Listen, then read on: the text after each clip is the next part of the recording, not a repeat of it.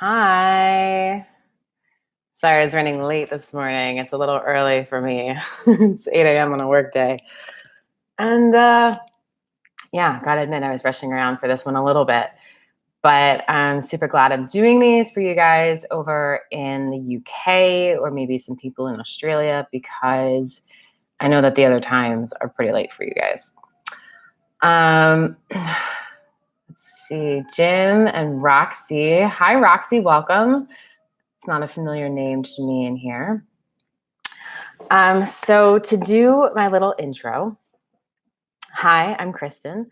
I talk about how to cultivate the healing mindset to help you heal yourself from very severe chronic fatigue, whatever the cause of your severe chronic fatigue, whether that is something like ME/CFS or fibromyalgia, or you don't have a diagnosis yet. Um, these mindset fundamentals are what have worked for me to heal myself from severe chronic fatigue on 3 different occasions. All right. The treatments I needed, the supplements I needed, the doses I needed, the people I worked with were all different.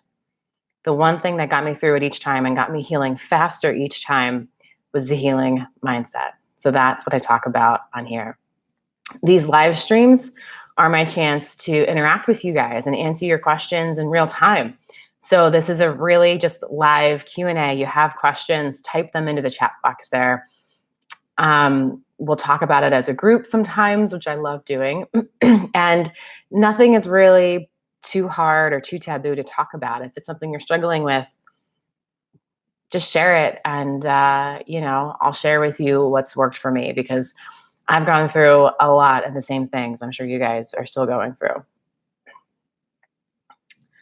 So, Francesca, 01234. Oh, you just changed it to your real name. That's great. I love that sense of like, this is really me, not needing to hide behind some anonymous name, Roxy. So good for you for changing your name. Excuse me. Oh man, Jim, what energy supplements worked for me? That's a tough one for me to answer because I have been on so many supplements. I have taken so many different things that helped me in different ways. I can think about the things that I know that have helped me the most, but that doesn't mean that they're going to help you. What my body needed to heal isn't necessarily what your body needs to heal. The big thing about this severe chronic fatigue, it's poorly understood. There is no one size fits all solution. If there were, it wouldn't be this big issue for so many people because we'd have found that one thing that works for everybody by now because everybody tries everything.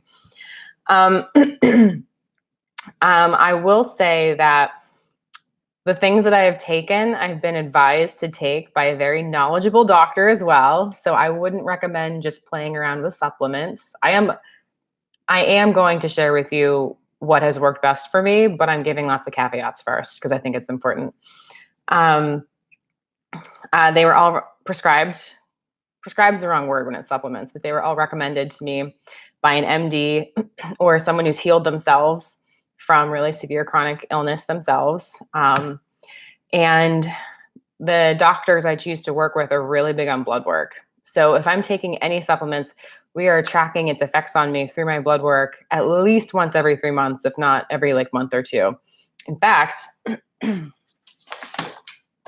I was just at my doctor yesterday and I can show you the type, the thoroughness of the blood work that I get done. Even now when I'm well and life is great and awesome and we're just working on tweaking little things to make me feel even more awesome. I still get insane amounts of blood work done. This is what I got done. These are the results I got back yesterday. These are all different amino acids. I got this blood work done. When did I get it drawn? I got it drawn in July. Very recent. You can see I got it drawn. Actually, let me make sure there's no personal info on here before I go showing that too much. Well, you just have to believe me. It was drawn in July. Let's see.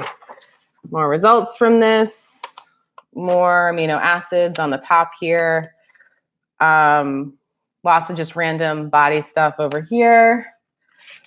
sodium, potassium, protein levels, bile acids. That's a big one for me. I always come in low on the bile acids, like low stomach acid. Lots of other acids up here. Get my copper tested specifically because I have Hashimoto's as well. It's important to track my copper, manganese, and what's the other one? Selenium. Getting some hormones tested. The amazing thing is right now that my hormones look amazing. All of my, my doctor would put a big box around them.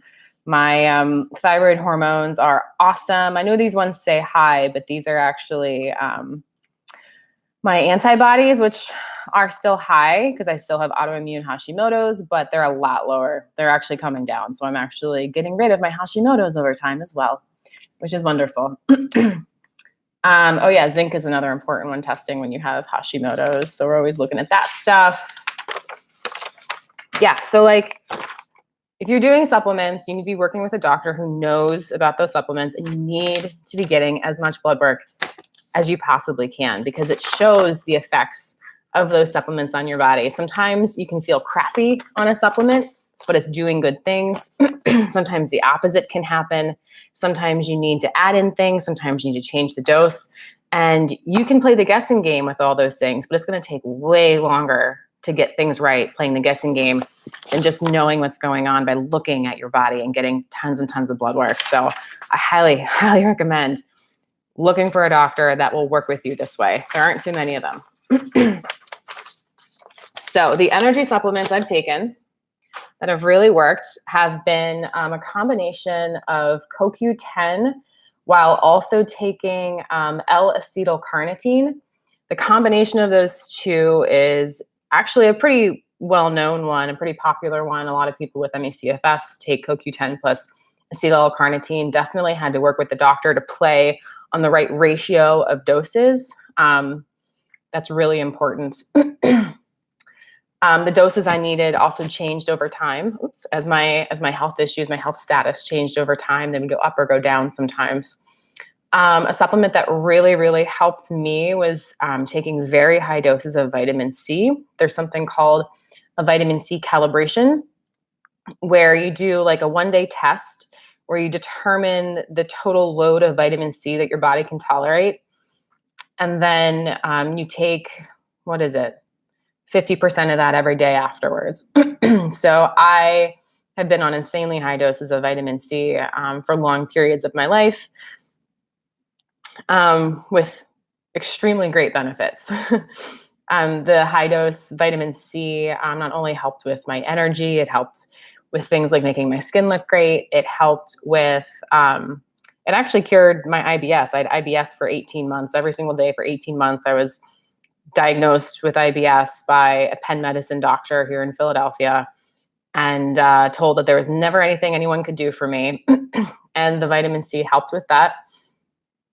Other supplements that have helped, I have autoimmune Hashimoto's hyperthyroidism. So taking my thyroid medication every day absolutely helps with my energy. Can't leave that one out.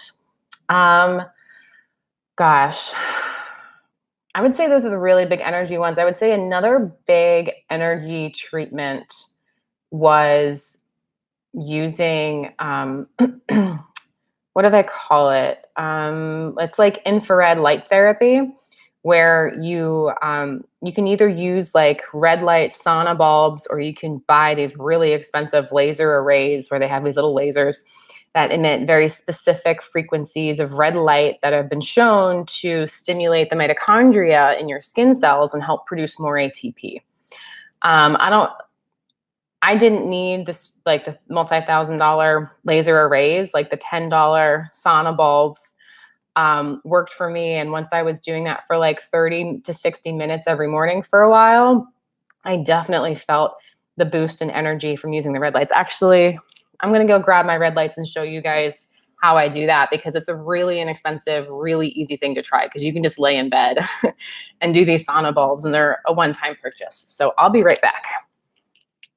Oh, I gotta take my mic off.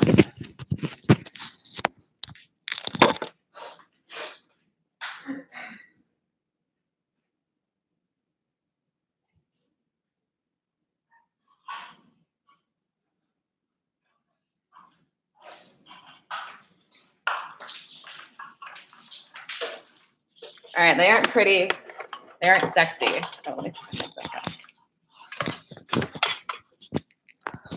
okay.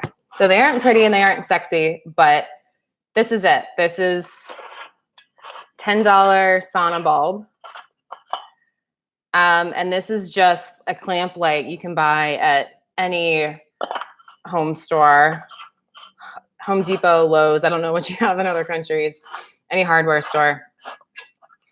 And then you plug it in, and when this bulb is on, it's red. And then it's also super, super hot. It's also emitting a lot of infrared energy, which is therapeutic in its own way as well. And then I would have 2 of these like on my body, like maybe like 18 to 24 inches away. And it would get pretty hot. I'd get sweaty. I could actually, that's a caveat. I could only do these once I could tolerate heat again. So I could only use these when I was further along in my healing journey. These are not great if you can't tolerate being too hot.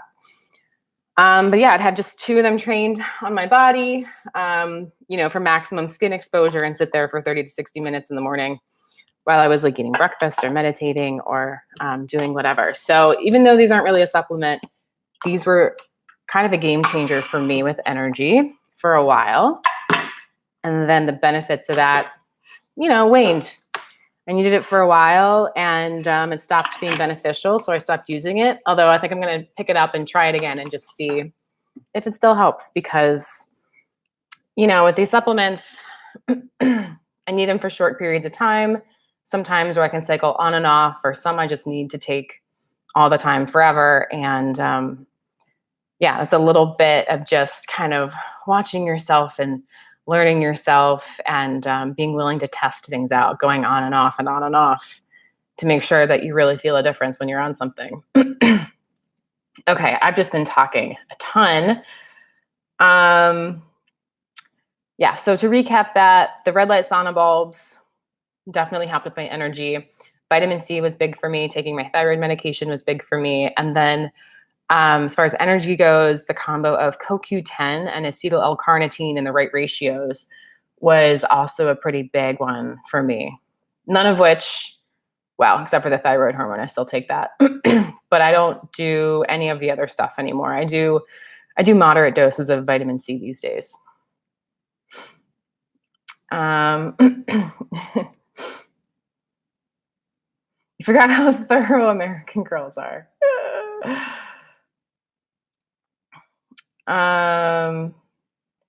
Once you're put in the group of MECFS, you're pretty much left to it. Yeah, they don't do much for you. Let's see. All right, Roxy, you have a few questions. Awesome. I feel like I've just kind of been spewing information this morning. I'm a little like, I didn't meditate this morning, so I'm not as centered as I like to be for these things. Next time I'm going to be more ready. Let's see. How can you make yourself sit still and rest? You're always agitated. You always want to do stuff, even though you feel awful. Okay, Roxy, I 1000% feel you on this one. And I feel like I created a video on this a while ago, definitely one of my older videos. And I'm going to take a second here to see if I can find the link and share it, and then also talk about it. But the link will give you a more in-depth covering of the topic than what I could do right now. So, excuse me.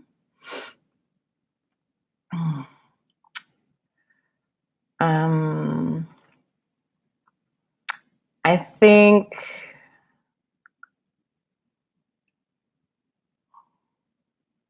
all right, there's 2 videos I'm going to share here.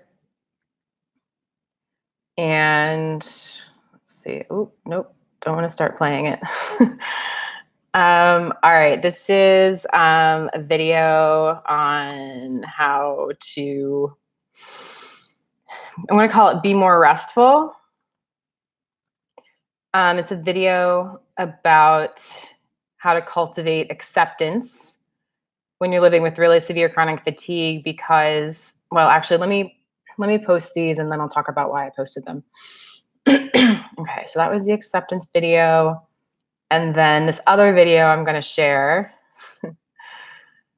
is called How to Fail at Resting. So it's a little bit more about what rest really is and what it really isn't. Excuse me. Okay, got both those links. So let's see. Okay, the reason I posted the first one about acceptance is because in your question, you said you're always in this state of agitation and you feel like you need to make yourself sit still and you're always wanting to do stuff, even though you feel awful. So that's really, those kinds of things are really at the core of the healing mindset. Like, how do we accept our situation, and how do we get ourselves behaving in a way that aligns with our need to heal and our need to rest more? How do we stop pushing ourselves to do more and more all the time because we know we can't? You know, what happens is we refuse to accept how ill we are, and we refuse to accept what we really need to do, which is very little.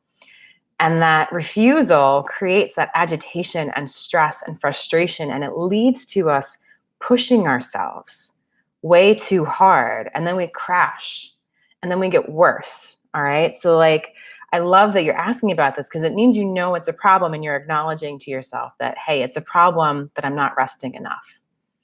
So you're already halfway there, being able to like know that that's a problem for you that you need to figure out. It took me a long time to get to that stage, to admit that to myself. So yeah, the video about acceptance is like, okay, first off, what is acceptance and what is not acceptance? Acceptance is looking at reality and saying, okay, I accept that this is the truth. Acceptance is not saying, okay, I accept that it'll be this way forever. Acceptance is about looking at the truth so that we can then realize, what do we have control over and what don't we? What can we change and what can't we? Okay. Acceptance allows us to assess where we're at from a calmer state of mind and from a place of peace. And once we do that, then we can start realistically looking at, okay, what can we do to change where we are? So, high level, it's about learning how to align your inner motivations with your physical needs for healing. And I think, one thing that you could start doing today to decrease that agitation that you feel when you really want to do things would be to do a little affirmation for yourself. And if you're not familiar with affirmations, I think they're great. And it's where you simply sit still for a few minutes and you repeat a phrase back to yourself over and over. You can do it silently in your head, you can say it out loud to yourself. But it's about reminding yourself of something that you're trying to learn. And in this case, an affirmation I would give you for learning how to rest more and be less agitated, something around acceptance, it would be,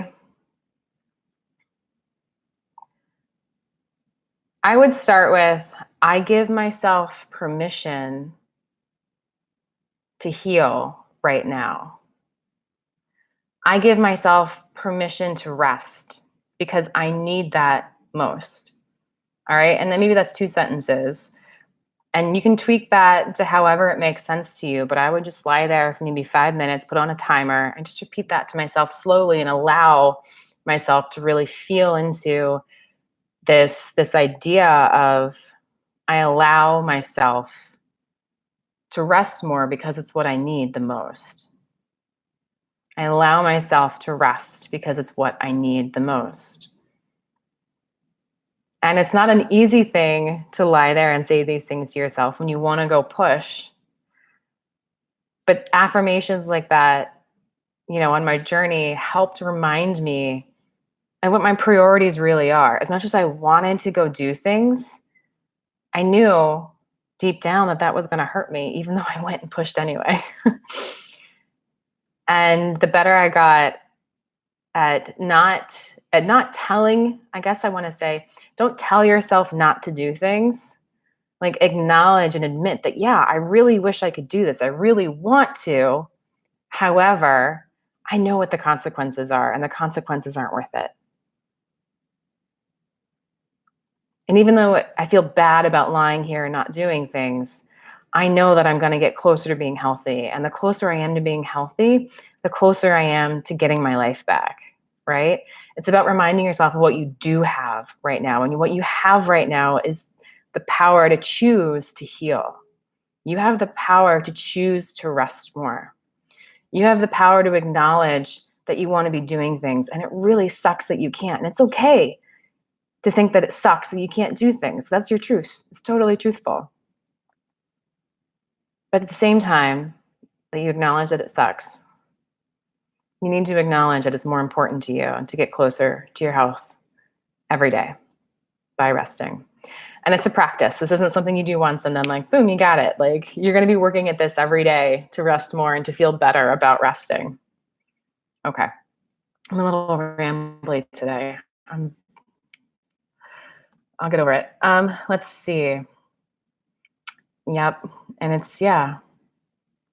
You just can't sit still and you keep pushing yourself, which not only keeps you constantly ill, it makes you more ill and ill. Yep. Have a drink of water, my dear. I'm downing a bottle of Lucozade, 1 liter bottle a day, and still no energy. I've got to Google Lucozade. I'm not sure what Lucozade is. Oh, it looks like an electrolyte drink. Oh, it's a sports and energy drink. Yeah, I wouldn't expect this to give you a ton of energy. You know, electrolytes are good, but it's really just about giving yourself basic minerals and salts. So I wouldn't recommend that for anybody. When I felt like I needed electrolytes, I literally made my own at home. I would take big cup of water. I would squeeze half a lemon in it. I would put in some sea salt, and then I would also add in like some honey. And that's a really great homemade, super cheap electrolyte drink. I call it my homemade lemonade. Oh, you listened to my videos. I love that. Plant the seed in your brain, and in time your brain will adapt to the new reality. Yeah, Roxy, that's really what it's about. It's really about coming around to the fact that your life is not what you want it to be. It's not what you planned for. It's not what you ever expected. But here you are, okay? And once we can say, okay, I'm here. How do I get out? That's when we really start building the healthy habits and behaviors over time. Nope, Jimbo, I'm not going to show my shoes. That has nothing to do with chronic fatigue. So let's see, we're up on 23 minutes here.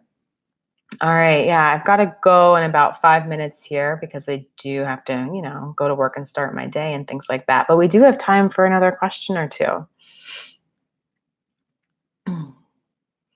And if there's no questions, I'll just talk about my doctor's visit yesterday. Oh man. Because, you know, as well as things are going for me.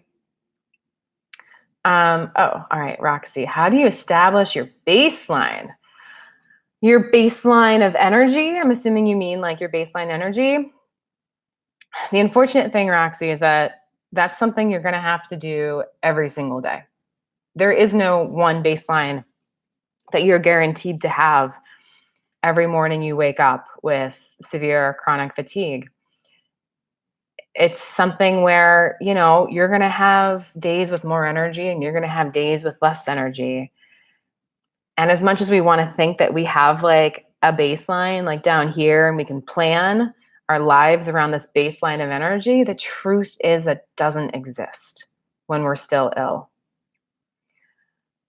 And, you know, the inability to plan my life was one of the things I struggled with the most when I was ill, because I'm a planner. I want to know everything that's going to happen and when it's going to happen and how and why. And the fact that I couldn't plan what I was going to do tomorrow, I couldn't plan what I was going to do this afternoon because I didn't know how much energy I was going to have. And it took me years. It took me years before I really learned that lesson of like, you got to stop planning. You got to stop assuming that you'll have the same energy tomorrow as you do today, because it never works that way. It's always all over the place, all over the place. So, you know, I would say like I said, I think establishing your baseline is something you have to do every day. You have to wake up every day being like, okay, I don't know how much energy I have today. I've got to feel it out moment to moment.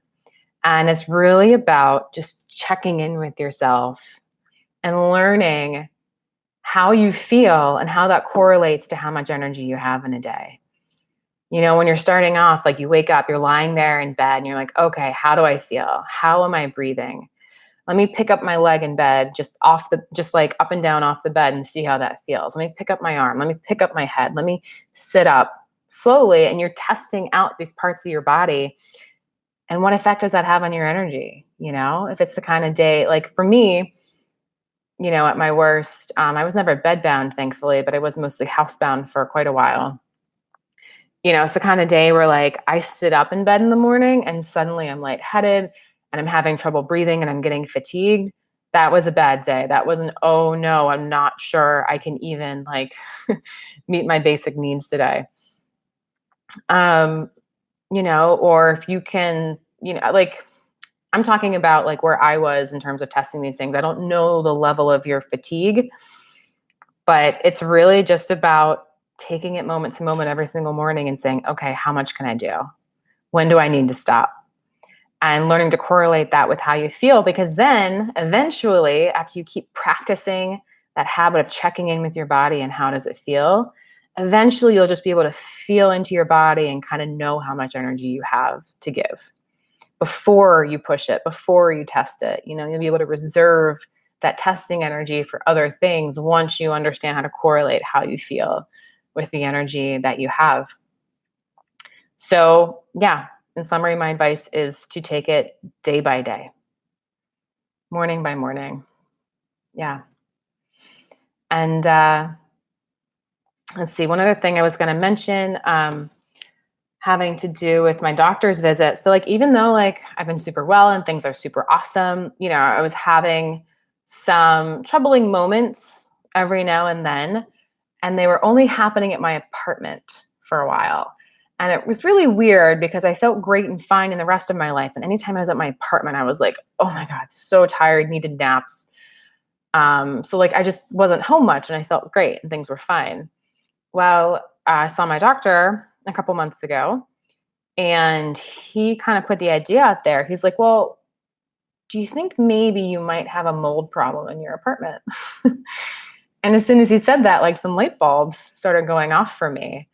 And you know, in my apartment building as well as in my apartment itself, there are several places where there is recurring water damage. So there's a really good chance that there is some really toxic black mold or any kind of mold in my apartment that was affecting me and making me ill when I was there. So I've had to move out of the apartment I was living in because of that. Luckily, it aligns pretty well with like my lease was expiring is expiring this month anyway, so it wasn't a huge problem for me. But you know, it's just a story to tell you that even though I've gotten to where I am, even though things are as good as they are, things still pop up. I'm not done. There is no done with this healing stuff, especially when you've been as ill as, you know, we have been, we are. There's always something that comes up, and the healing mindset helps prepare you for those ups and downs. And it's just like, okay, what next? I've got to deal with this. Okay, I'll deal with it. Because having that positive attitude around it, that willingness to address things is what helps you take the actions to get better. And it means you're draining less of your energy on things like stress and frustration, which really don't help you anyway. You know, I could be super stressed and frustrated about there being mold in my apartment, but that would just be exhausting for me. So I just accept that there is mold there. I got out. I've gone back a few times to test, like, do I really feel that awful when I'm there? And the answer is yes, I really do. And yeah, and now I'm in this new place. So just a little story about how it's never really over. And that's okay. Cool. All right, guys, we're hitting up on half an hour. I'm going to run. I'm so glad you guys are able to join. Let me know what you think about this time Next week, I'm going to be doing the later ones again. Like it's going to be like 6:15 or 6:30 p.m. Eastern time, whereas this one was 8 a.m. Eastern time. Yeah, I would love to know what times work best for you guys. And I'm so glad you guys joined, Jim and Roxy. It was good talking with you. So hope to see you again next week or the week after. As always, sending you love and health. I'm Kristen. Mwah. Bye, guys.